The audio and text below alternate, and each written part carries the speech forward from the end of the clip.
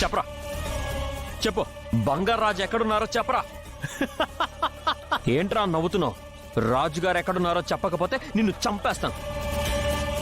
మీరు ఆ పని చేయలేరు బాబు, కానీ నేను చేయగలను. ఏం చేస్తావురా? ఏం చేస్తావు? నేను మీ చేతి కింద ఉన్నాను కాబట్టి నన్ను కొడుతున్నారు.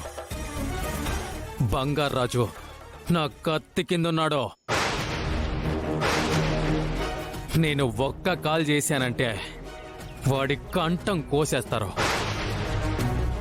వద్దు, మా మావిని చేయొద్దు బుల్లబ్బాయ్, నీకు దండం పెడతాను, ఆయన వదిలే.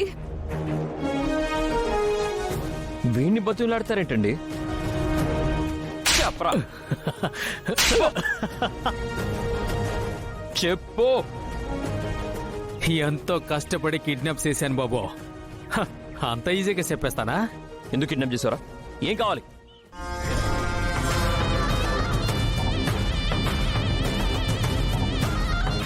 డబ్బా ఎంత కావాలి? నాకు డబ్బులు ఎందుకు బాబు? నా దగ్గర బోల్డ్ అండ్ డబ్బులున్నాయి. అయితే ఇంకేం కావాలరా నీకు? నా బంగారం కావాలి. బంగారమా? అవును, ఇదిగో ఈ 50 కేజీల బంగారం కావాలి. ఏం వాగుతున్నావురా? తను నా భార్యరా. తను ఎప్పుడు నీ భార్య అయింది బాబు, కానీ నేను తనని ఎప్పటి నుంచో లవ్ చేస్తున్నాను.